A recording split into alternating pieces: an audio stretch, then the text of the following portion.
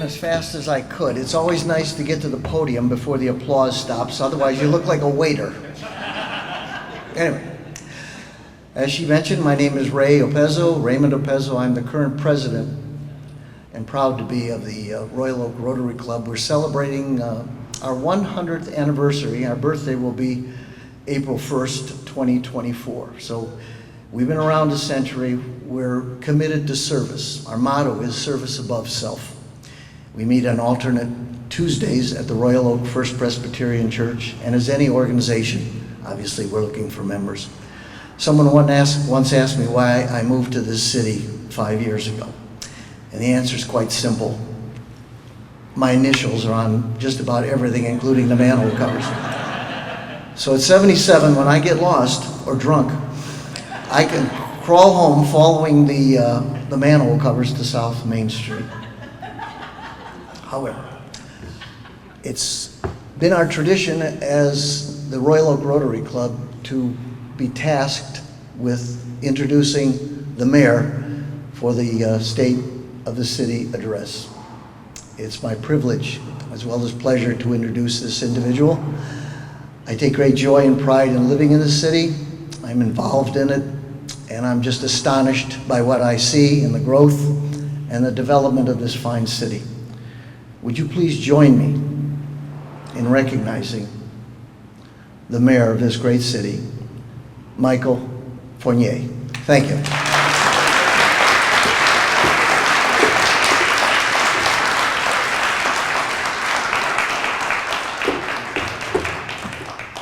Thank you so much, Ray. Wow, what a great day to be in Royal Oak. It's a little gloomy outside, but we can just feel the energy in here today. Thank you to all of you for taking time out of your Tuesday pre-lunch plans and joining us here in fabulous Royal Oak. I just want to recognize the Rotary Club. Thank you for hosting this event today. I want to recognize Judy Davids and our city staff for helping prepare for today's event. It seems simple, but really there's a lot of work that goes into putting on an event like this, and we're so fortunate to have Judy Davids, our community engagement specialist, among others, helping us out today. I'm joined here by some of my colleagues. We have Commissioner Hunt here, Commissioner Douglas, who spoke earlier, Commissioner Colo is here as well, and we're also blessed with the presence of Judge Kolakowski, who is our new judge in the 44th District Court. We welcome him here as well. Former Mayor Ellison, Treasurer Wittenberg is here with us as well, Oakland County Treasurer. We see Representative Weiss is here, Representative McDonald, and State Senator Stephanie Chang is here as well with us today. So we're very fortunate to have a great group of people, not just in City Hall, but all around us representing our needs and helping us through our challenges and capitalize on our opportunities. So we're very grateful for that. But I think all of you are here today to really understand what the true state of our city is. And it really is my pleasure to state that the state of our city is strong, and we're truly blessed to live in a safe, welcoming, vibrant, and resilient community. It's a fact that we remain one of the safest cities in America. We continue to be regarded as one of the best places to live in Michigan. I think it's always fun, at least every year or every couple times a year, we get these online ratings that come out with all their algorithms and everything. And it's still kind of fun. We were recently, by Home Snacks, just rated one of the best cities to live in Michigan because of our low crime rate. We got great schools, props to the school board. Our unemployment rate hovers around 3%, which is pretty darn low. And the cost of living sits right about the national average. And the quote that they gave us is, Royal Oak offers access to everything a major city has to offer. At the same time, it has its own selling points. And of course, all of us in this room know that. We live in an amazing place, a strong place, and a safe place. So a little bit about public safety. One of the most important jobs that we do as a city is to provide public safety. It's no accident that Royal Oak remains one of the safest places to call home. Our dedicated police and fire professionals strive for excellence and lead by example. Again, this is not by accident. This is through the hard work of both departments, their professionalism, their desire to constantly improve their vocation. An example of this is Chief Moore, who is here with us today. He's sitting in the back. He thinks that he can hide back there, but he can't. Last year, he attended the FBI National Academy in Quantico, Virginia. While he was down there, he completed an 11-week course that law enforcement leaders from 25 countries, 5 military organizations, and 5 federal agencies go to learn about how to police and how to do it the right way. While he was down there, he took 5 graduate courses. And what's important about this is that Chief Moore, through his leadership, is taking all of these learnings and bringing it back here to the city of Royal Oaks to ensure that we have the very best and well-respected police department in the state. And we see that in some of the accreditations that we've received. This year we had a presentation at City Commission. We received the prestigious award from the Michigan Law Enforcement Accreditation Commission with a unanimous vote. We met and exceeded all 108 rigorous standards. So any of you that work in private industry that know about audits and how painful it can be, our police department really planned and was able to exceed all of these 108 rigorous standards. A lot of the things we talk about in policing today, what police departments should be doing, the Royal Oak Police Department is doing. And we're doing that because we have a culture of learning, we have a culture of growing, we have a culture of accountability. And this accreditation reflects that. Only about 10% of police departments throughout the state actually have this accredited status. So we're truly a leader in this, and we continue to push the envelope with our standards. And it's clear the highlights of the ROPD's commitment to constant improvement and service to the community is clear. Some of the other things that the department has been working hard on is the crisis intervention team. Policing isn't just chasing down bank robbers and issuing traffic tickets. There's a lot more to what we define as safety. The CIT is a community partnership with the ROPD, community mental health, and individuals living with mental illness. This training affords our officers to help them approach, assist, and de-escalate individuals experiencing a mental health crisis, which I think we can all say is on the rise in society. It also consists of 40 hours of instruction from both law enforcement instructors with mental health clinicians. And we currently have 21 trained officers, and we're continuing to push to get all of our officers trained in this. And this is critical for our police department to be able to ensure that no matter what state of mind you're in, that you're safe. And when these situations arise, being able to de-escalate and being able to understand and to have that training and to have that confidence to manage these situations for the best possible outcomes is critically important. We also are working on a quick response team, QRT, and that's coming soon. We're preparing a rollout of our comeback quick response team. The QRT is a partnership between law enforcement and Families Against Narcotics, aimed to assist survivors of drug overdoses. Within days of a person experiencing a non-fatal overdose, the QRT team will perform a wellness check to offer individual help and resources. This is something that informally I can tell you that our police officers have been doing over the years. They care about each and every member of this community, and when there has been a situation, they're there the next day. They're helping out those individuals that need it. And again, safety is defined in so many different ways, and we need and are doing a better job to address both the mental health crisis that we face as well as situations dealing with substance disease. On the fire side, we have Chief Cummins here with us today, looking very dapper in his suit. We had a busy year. In fact, one of our busiest years in the FD. There were 4,549 incident responses in 2023, a record volume expected this year. It's also our 110th anniversary for the department, so they've seen a lot over 110 years. Of that, so it's not all fighting fires. We have professionally trained EMTs, and over 3,000 of those calls were for medical responses.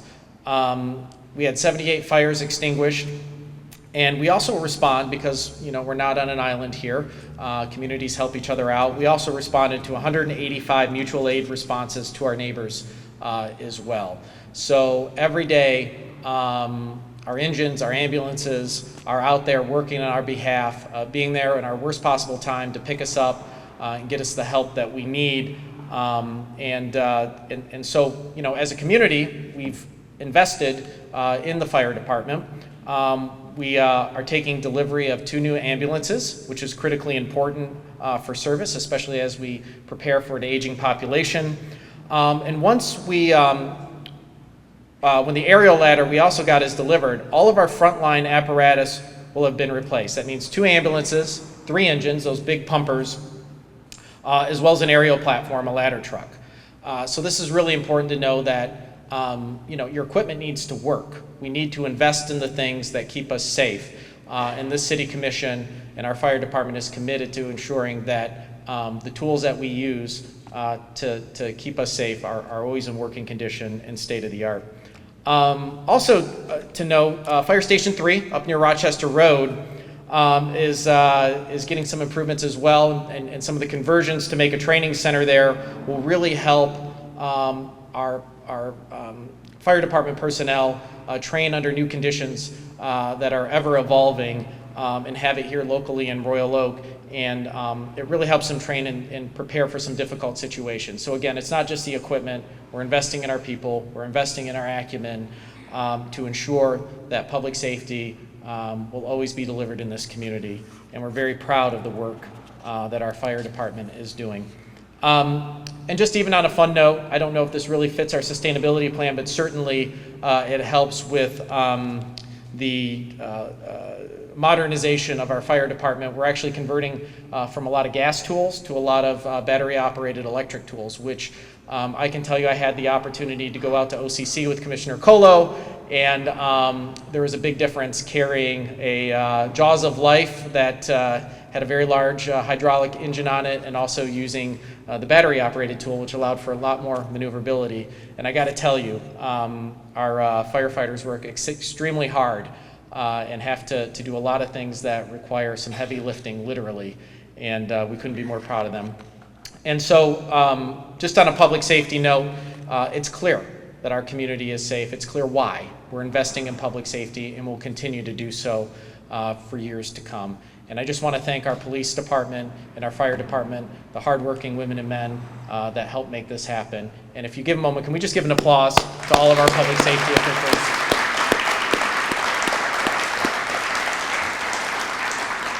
They truly are an example, not just for all of us, but an example for other departments in the area.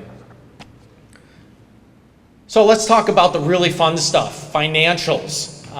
We're fortunate enough to welcome a new finance director, Deborah Lichtenberg. She's here today, I saw, and she has brought in a new budgeting process this year that was really helpful and effective. We really took it, instead of just focusing on numbers and where we're putting our money, but really taking this process and leading by our values as a community to determine what the budget priorities should be and how we can make it work. One of the things that we've been working on is the City of Royal Oak has partnered with OpenGov to enhance the transparency and provide residents with a budget document that's easier to understand and navigate. Previously, we've always had a large budget document that has anything that you'd ever want to understand. But if you don't have a PhD in finance, or you're not a CPA, sometimes it can be a struggle to navigate through that document. So we've really tried to make it in a simplistic form that really highlights what we're doing, why we're doing it, where our hard-earned tax dollars are going, and what that investment in whatever it may be, a new pumper, or an investment in our website, whatever it may be, that it's transparent to the public and they understand the reasons why. And we really believe this is going to be an effective tool to help with citizen engagement and really encourage people to participate more in the budgeting process, which I believe is the most important process that we have in the city. Our budget includes about $28 million of funding for investments in city infrastructure, parks, buildings, and other long-lived assets. The budget does not call for new debt issuances, which is a really good thing. We really look at our budget capital projects, and we accomplish this with cash accumulated in funds and through current revenues. So we're not borrowing to invest in the future. We've been very disciplined over the last decade about how we manage our budget. And now we're seeing our ability to invest in the future without issuing debt to be more and more important. We also, as residents, we put our hearts together and we passed and approved some millages.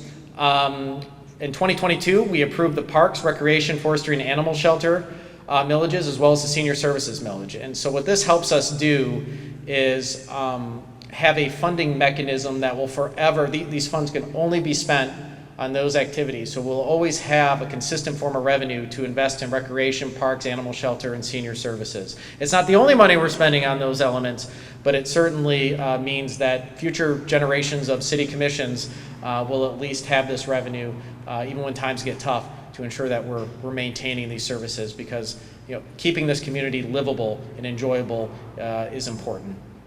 We also have been a beneficiary of ARPA funding. We got about another $28 million that we're spending over about 4 broad categories of uses. We had a strong community engagement process about how this money should be spent in the community. I want to thank every citizen that took time to fill out surveys, attend charrettes, and really help us understand what the priorities are to the community so we could allocate that funding appropriately.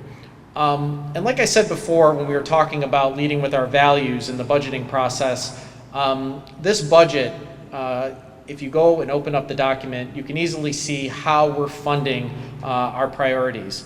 Some of our initiatives clearly are advancing high priority initiatives, commitment to reliable infrastructure, build and enhance community amenities, enhancing communications, and achieving long-term fiscal health. And so every topic area within the budget, you'll see how it affects these elements. Another cool thing, we've been able to hold on to our AA bond rating as a city. There's been certainly some challenging, rocky financial situations that have been impacting the globe, some uncertainty out there, and those who are investing with Royal Oak, those who are owning and buying those bonds are clearly saying that Royal Oak is under good fiscal management. It doesn't mean that we're not without our challenges. It doesn't mean that our municipal financial system doesn't need to be relooked at. But what it does mean that as a community, we funded the things that we need to fund, and we've managed our budget in a way that has led others to underscore our financial strength. So very proud of the work we've done as a community when it comes to our financial management. So maybe this is a little bit more of a fun topic. This is something more tangible that we're seeing happen in the community. People want to be here.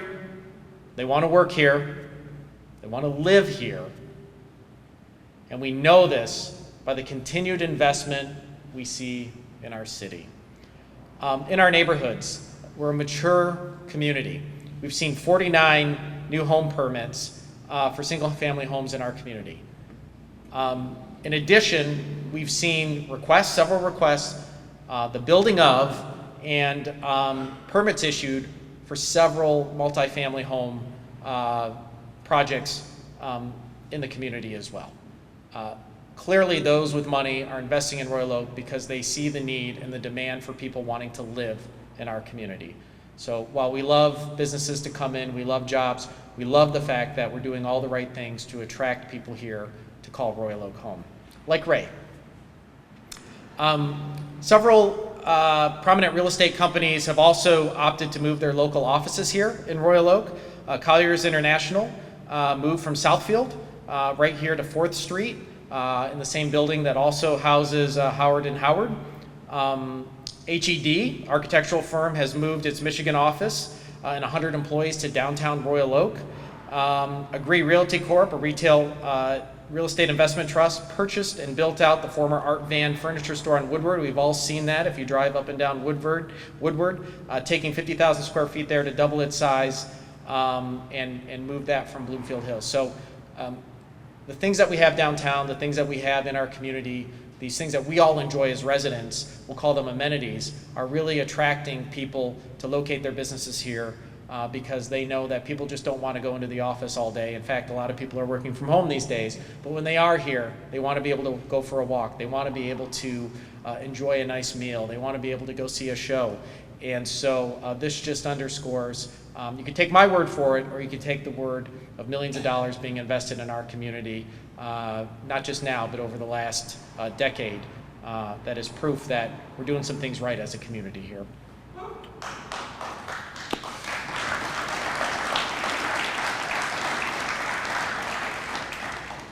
And while we all can't work for Colliers or Howard & Howard or Great Realty, we can all enjoy several dining establishments that have come to Royal Oak this year. We welcome the return of Hopcat and their amazing French fries. Give Thanks Bakery opened up a location here. If you guys haven't tried Give Thanks, it's really a great place. Royal Oak Masala, Norwegian Indian Cuisine, Kacha Thai Market, Pop's Honey Shop, and I'm sure there are a few others that I'm missing. But we continue to be a destination, not just for people to work, but for people to play and to enjoy life. And we have always new and vibrant features in our downtown. Some of the other things that we're proud to have achieved, the Crew Detroit Impact Awards recognized outstanding commercial property developments in Southeast Michigan that significantly impacted the surrounding communities. Last year, the Royal Oak Civic Center project won the Impact Award for Best New Construction. So this was a challenging project that we took on through a private-public partnership. You can see the Henry Ford development out there, Centennial Commons, our new City Hall. Its Crew has recognized us as being a leader in this and actually got us an award, an Impact Award for the impact that we're having on our economy here in the community. Centennial Commons was one of the 4 finalists in the Michigan Municipal League's Community Excellence Award, the most prestigious Michigan Municipal League community honor. So we're also being recognized not just for the economic impact, but anyone that's spent any time in Centennial Commons knows like what a great park it is and how, especially after COVID, we need these spaces to bring people together and reconnect and get off the phone and get with each other. And so we're very proud of the work that we've done with Centennial Commons. Some other cool things that are happening, Oakland Community College broke ground on its $74 million Culinary Institute right on the south part of downtown. It's a 3-story addition. It's being added to the campus where students can learn and prepare and serve fine dining recipes. I think this is news to all of our ears. I mean, if you like food, awesome. If you like art, even better. And to have this educational institution investing in our community is really solid news we can all be happy with. Also, I think worth mentioning, we've had a lot of developments throughout the city, a lot of new construction. And the City Commission has worked hard with our responsible construction ordinance, our contracting ordinance. We've worked hard with our community benefits resolution, and we're starting to see the benefit of that. We have a new LEED certified building that's under construction right out here at 11 and Main Street. It's a mixed use development. It will include retail, restaurant, and residential and Class A office space. And what's significant about this is we now are such a happening place that we have the ability to call some shots as a community. And when these buildings go up, we can say, look, we love to bring you to town. We love the investment you're making. But, we're going to need to see some things in the development that align with our values as a community. And so the developer, without even blinking an eye, said, yes, we'll make this building LEED certified. And so I'm very happy to see this building go up, and it'll be one of many in the future that will start to underscore our commitment to sustainability. So maybe more on the fun side, parks, recreation, and livability. We continue to invest in all of our citizens to keep Royal Oak an amazing place to call home. With over 50 parks, I think if you survey anybody, you talk to anybody in the street, one of the first, I want to say it's number 1, but it's definitely in the top 2. What do you love about Royal Oak? We love our parks, unquestionably. We've made some accomplishments over the last year when it comes to livability, recreation, and parks. With the hard work of Commissioner Douglas, we have an aging in place plan that we're putting in place and we're executing. We have to prepare for an aging population. This is a fact. And it's going to require a lot of finesse, a lot of planning, and a lot of investment. We've updated our Parks and Rec Master Plan. I talked about our community benefits guidelines. So all of the things that we're doing have to, subscribe to a certain set of values that we embrace as a community. And I'd also like to say livability matters to our 4-legged furry friends. We have Jody Ellison, our animal shelter manager, back here. We're very proud and very excited to welcome the new animal shelter, way overdue, but it's going to really be a great place for our friends that sometimes find themselves in need of being relocated or reconnected with their owners or finding a new home. And that's going to be a great ribbon cutting ceremony that we'll have here, hopefully sooner as opposed to later. Some of the park updates: Hudson Park is getting significant improvements. The south part of town, $800,000 worth of improvements. Commissioner Colo, not just because he lives across the street, but he hates it when I say that, but he had a hand in really bringing the community together and making sure that park can really serve a broad neighborhood. I think one of the best stories in Parks and Recreation this year is Hammerfinch Wilkins Park.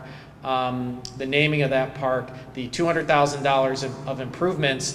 For those of you who happen to not be aware of this park, it is really a park that will honor some of our first pioneers in Royal Oak, the first African American family to really settle here and be a helpful and productive asset in growing Royal Oak. And their story is remarkable. We could talk 25 minutes on their story alone, but it's long overdue. It's an amazing story. It's something that I think will be a gem of the city, and I can't wait till this spring when we dedicate that park. It will be amazing. We're also the beneficiary from the Fred A. Erb Foundation for the Arboretum. We put a trail in there. We got $200,000. We had a nice ceremony earlier this year, which will make the Arboretum accessible to everybody. Just a great story there. We're having some renovations right now going on at the Senior Center.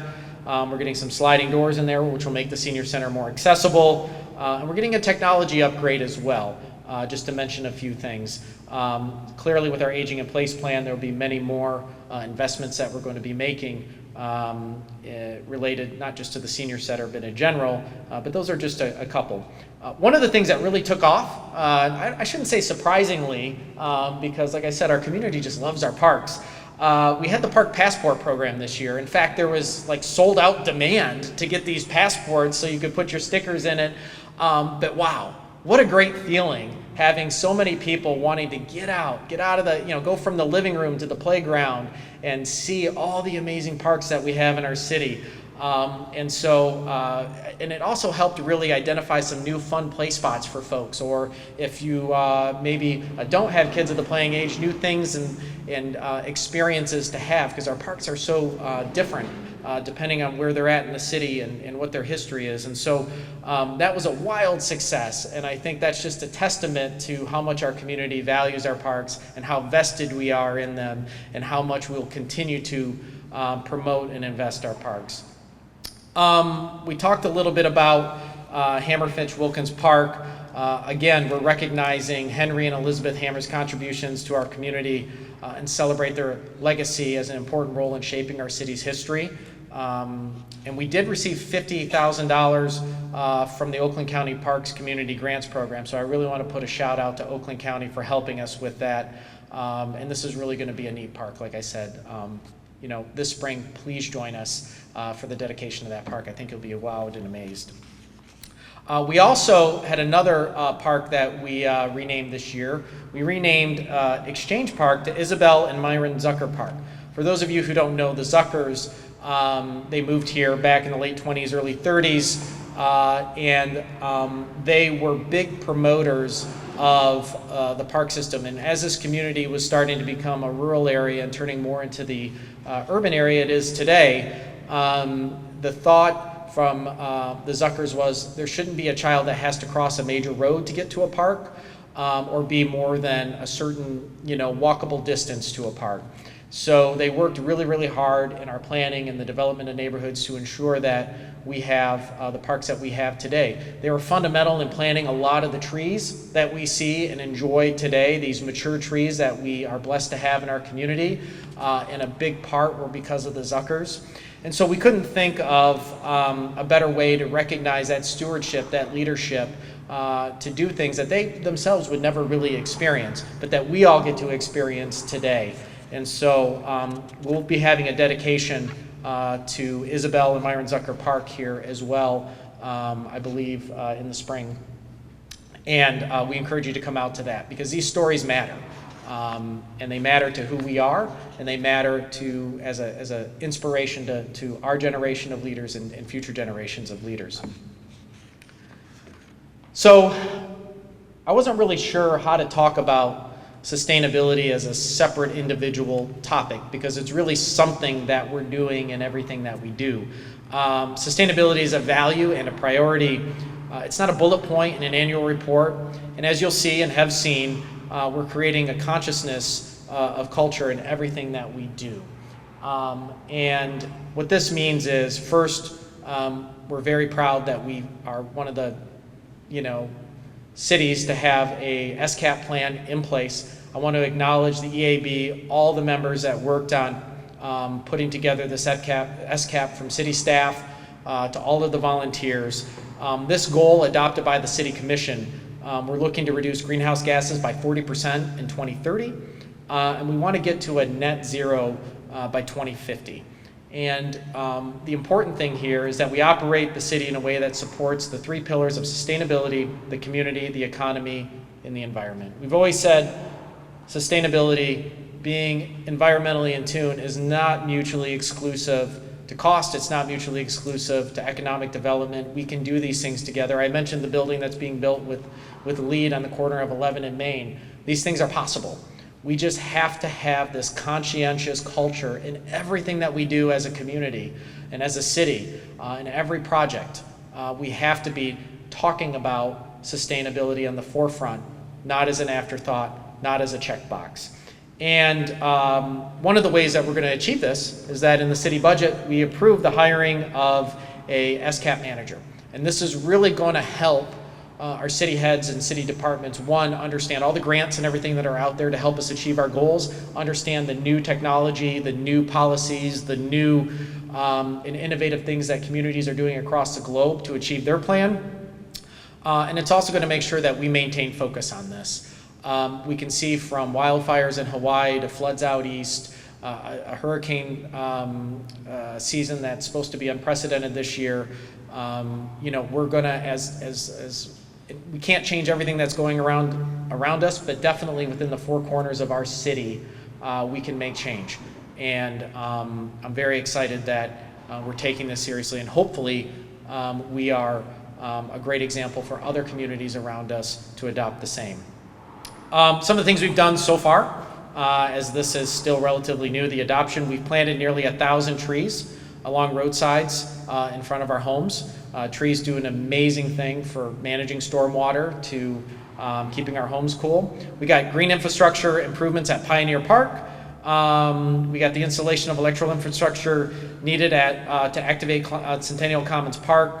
And we're converting our streetlights to LED, and that should be completed this year and next year. So these are some small, low-hanging fruit, easy-to-do things. The biggest challenge that we have in front of us is when we're looking at a road project, and we have City Engineer Donahue here today. What do we do? Do we put bioswales in?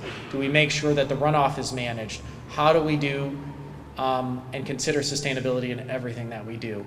And this is going to be something that you'll see in almost every project. And every time something comes, I think, to the City Commission, a letter of recommendation, we're going to have to understand how it impacts our values, and sustainability is going to be one of those values. As you can tell, another run.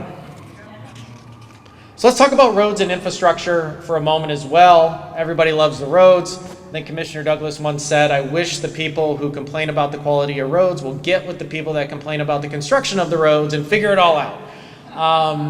My lovely wife has mentioned to me that our neighborhood is tore up quite a bit, and she does express her frustrations that it's sometimes hard to navigate the city, but this is intentionally. We had a lot of work to do improving our roads, and we have over 200 miles of local streets here in Royal Oak, and they were in desperate need of repair.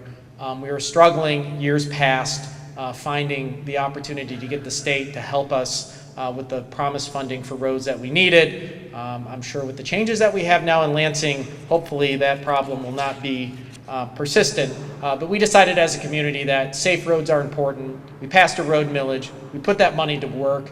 You're seeing projects all over the community.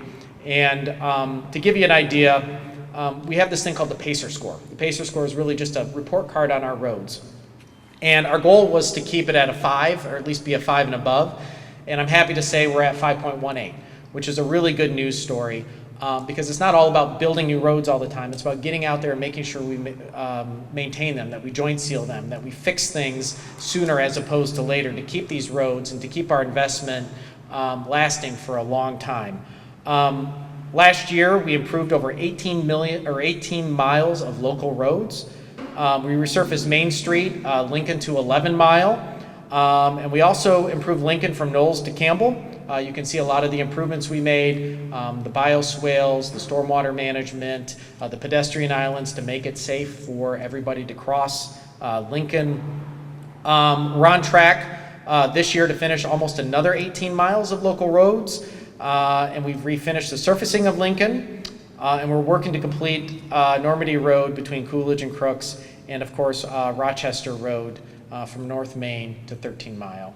And we know a lot of orange barrels out there, but you know, every year the cost of construction is going up. And again, with the leadership of our engineering department, we made a conscious decision to lock in these contracts and to get more done with the money we have, as opposed to every year, you know, costs going up 10% plus sometimes. So it's a lot of frustration out there. I know it's hard to get around, but I promise you, you know, when we're done with this, it'll all pay off and we'll all be very happy with the results. I also like to make mention that there is a renewal, road millage renewal on the ballot this year. And so it's for 2.5 mils. And so this again will help us focus on the next 33 miles of major roads. We'll continue to maintain our local streets and sidewalks. So it's not about one and done.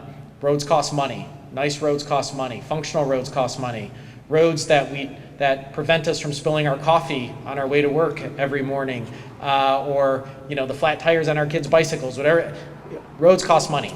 And so we will be asking voters to consider another millage to keep and maintain our roads to the highest possible standard. Additionally, we've been hard at work replacing galvanized and lead water lines for this year. We've replaced over 286 of them. So important work we had to do. And so our engineering department, our DPS department is exceptionally busy these days. So moving on to arts and culture. I think this is really what defines Royal Oak. Yes, we have great roads. Yes, we're in a strong financial position. Yes, we have world-class public safety. But people from outside of Royal Oak that come here really love what we do with arts and culture. And a while ago, this came with a commitment when we created the Commission for the Arts. That commission has really continued to work with the Art Explored program and really enabling and lifting up regular individuals to allow their art to be displayed in the community. And we also this year chose an artist laureate, Roberta Brown. She's a resident of Royal Oak, and she's become the second laureate, but the first in poetry. And so art just isn't the things you see on the walls, it's in everything that we deem as art. And so we're very proud of the work that the Commission of the Arts has been doing.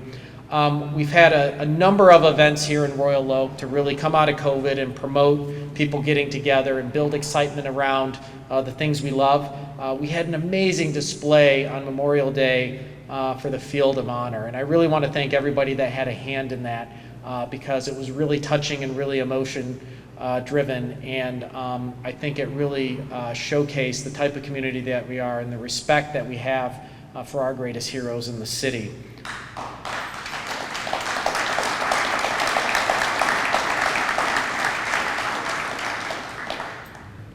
We also had a number of outdoor concerts this year. The Chamber put on concerts, the Commission for the Arts. We have and we will continue to have those concerts, which have been wildly successful. People sitting up on the hill, really enjoying the concerts. We had Winter Blast again this year. And one of the cool things, I know some people had some issues about the grass, but I just want to talk about the ice rink that we had this year. We had thousands of folks come out and enjoy the ice rink. And while you may not be a skater, so many people that came out were skaters or wanted to learn to skate, and getting people again out of the house and seeing people of all ages really enjoy Centennial Commons more than just outside the summer, in my opinion, was a big win for the community. We have a lot of lessons learned. We're going to do some things differently moving into this winter, but it was really, I think, a great experience to see folks, especially in the dead of winter, come out of their homes and embrace a Michigan winter and enjoy the rink. And so from all intents and purposes, it was really successful.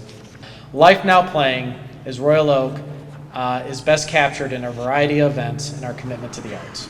And this is true. From our library point of view, keeping our citizens informed will always be a top priority. The Royal Oak Public Library is a shining example of an institution doing its best work. I don't think there's a person out there that can say that they're not proud of our Royal Oak Public Library. Just a few things about the library. The use increased over the past year, approaching the pre-pandemic levels, which is really exciting. I don't think very many libraries have seen that sort of use go up. Circulation materials, both electronic and physical, were up 34.5% to 572,264. That's a lot of movement of information. And so it just continues to amaze me how well we do with our library. We remodeled the interior, which included new furnishings and a fireplace. And we got a $50,000 donation from the estate of Victoria Dickinson, which was really helpful to accomplishing our goals this year. In the library, we had the fire department celebrating a big birthday, 110 this year. The library, the building itself, is celebrating a 60th anniversary. And I just want to give big thanks to everybody that works at our library from the top down.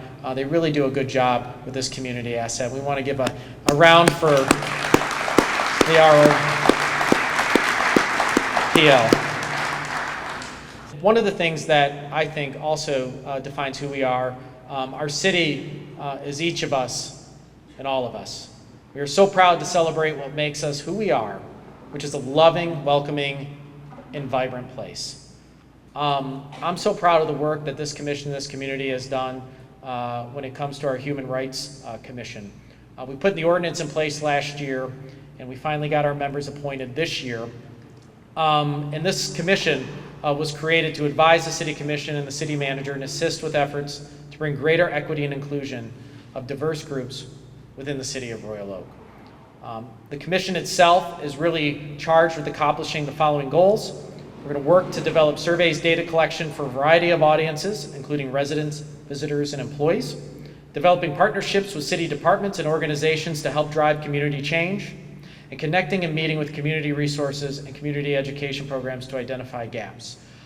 This is really an important commission that we have in the city, and like sustainability, we're going to lead with everything that we do to make sure that we remain and continue to invest in diversity and inclusion. It is our strength as a city, and we're going to double down on that strength. And I'm so happy that we have members of our community that jumped out to step up and push this commission and to join the commission, and I'd like to thank everybody for their help establishing this. We also had, I think, a pretty darn good turnout for our Juneteenth event this year. It was for the third year in a row, and it's getting better every year. It took place in Centennial Commons this year, and the event continues to grow, bringing educational awareness, unity, reflection, and empowerment to our community. And it was such a great day. The weather worked out perfectly, but the organizers of the event worked extremely hard to pull off an amazing event. This year, again, we also had our Family Pride event right here in the Farmers Market.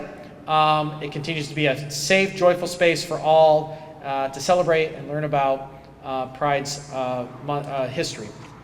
It's an atmosphere of love, acceptance, and standing up for others, making it an enjoyable experience for all families in our community. And I hope this will be another example for other communities to adopt and really, be one of those contagious things throughout the region. And of course, we had Pride here just recently downtown, a great event, lots of great acts and music. So really a lot going on in our community to showcase, the love for one another, the love that we have for each other, as well as embracing who we are as a diverse and inclusive community. Just a little bit about early voting, since I have your ear. There's nothing more sacred than ensuring that our democracy prevails. Conducting safe and fair elections is one of the most fundamental responsibilities that we have as a government. We are introducing early voting this year, 9 days of it, 8 hours, October 28th to November 5th, and that's going to be at the M&M Center, or the Senior Center. And we're doing this we're going to be able to host Madison Heights at the same time, so we're trying to share resources here. Oakland County has been a good partner in this, and what we're hoping to do is ensure that if you can't come on election day, you're struggling with your absentee voting, that we have a place for you to come in and cast your ballot early. Oakland County is covering a lot of the costs for the equipment, and we're working on ensuring that we have enhanced accessibility to the ballot box, and we're promoting, and you'll see some things out there, voter participation, and like I talked about, the convenient early voting option. We're maximizing everything that the state is affording us to ensure that people, their right to vote, their ability to vote, the convenience of voting is at the highest level that we can do in this community. Mayor Lewis. We were saddened by the passing of Mayor Lewis. He made his mark on Royal Oak as mayor, on the County Parks Board, the Lions Club, and elsewhere in our community. Certainly our sympathies go out to his family, and we cherish his legacy. Mayor Lewis did live a long life. He left us at 94 years old this July. Mayor Lewis was committed much of his time here on this earth to public service. He was a member of the Royal Oak Planning Commission and the mayor of City of Royal Oak from 1975 to 1981. And he was a member of the Oakland County Parks Commission from 1981 to 2014, serving as chairman for 18 years. That's a huge accomplishment. And for anybody that's in public service, you know that it's always a challenge to make everybody happy. And everybody has ideas. And for that tenure of service, both within the city and certainly on the Parks Commission, was certainly something to be admired. And he was a long-term member and leader of the Lions Club.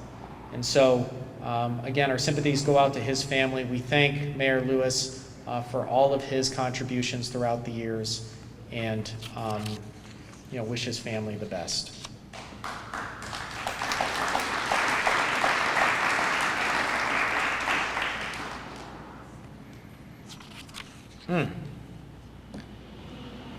It's going to be a tough one for me to talk about, so I hope you guys can bear with me.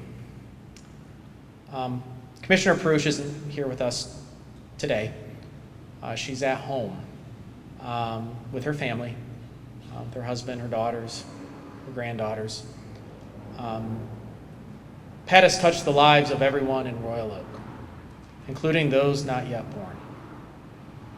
She fully exemplifies what it means to be an ideal leader and public servant. She has not only been a mentor to many of us, she serves as an inspiration to all of us. If Pat hasn't touched you directly, she has in some way. If you haven't had a chance to meet Pat, I can tell you that she has improved your quality of life in this city unquestionably over her years of service. In 1979, at the age of 28, Pat made her first foray into politics. She announced her campaign to City Commission. Nobody knew that this ambitious candidate would achieve groundbreaking success in Royal Oak's political landscape. Her first election left city officials astonished. She topped all candidates in the city commissioner's race, securing the most votes. By 1983, Pat earned the position of mayor pro tem, showcasing her rising influence within the city's administration. In 1989, Commissioner Perush decided to pursue a higher office, the mayor's seat, and won by a landslide at only 38 years old. Her victory was extraordinary, securing all but 2 precincts. As mayor, she championed recycling programs, advocated alternatives for trash landfills, and prioritized preserving residential sectors. Her support for a strong business community was evident from her city commission voting record.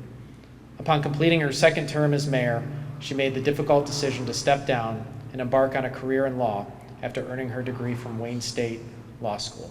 And for those of you that know Pat professionally, she spent a career fighting for environmental justice, and in everything that she did and everything in her soul was for the benefit of future generations. 2 decades later, she made a triumphant return to local government. In 2014, the Royal Oak City Commission unanimously appointed her to fill a vacancy. What was intended to be 1-year commitment resulted in nearly another decade of service. I remember having this conversation. Actually, it was more or less all of us begging Pat to stay on for much longer. Commissioner DeBuck remarked last night, probably the single most important decision we made as a commission was appointing Pat Perush back for the last 10 years. And certainly the last 10 years has been really, really challenging. We've seen the national political climate just get upended and kind of be in this crazy state. We've seen it all over, all around us. Yet the steady hand, the steady wisdom, the leadership of Commissioner Perush through these last 10 years has had a significant impact on everything that we've accomplished. She's been a true mentor. She's been a true advocate. She is a selfless example of what it means to be a public servant. And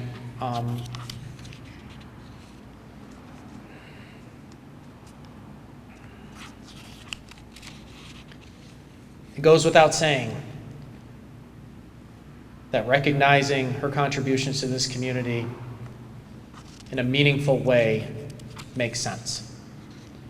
And last night, the City Commission voted unanimously that we will rename Waterworks Park Patricia Perush Park in honor of everything that she has done for this community for more than a third of her life.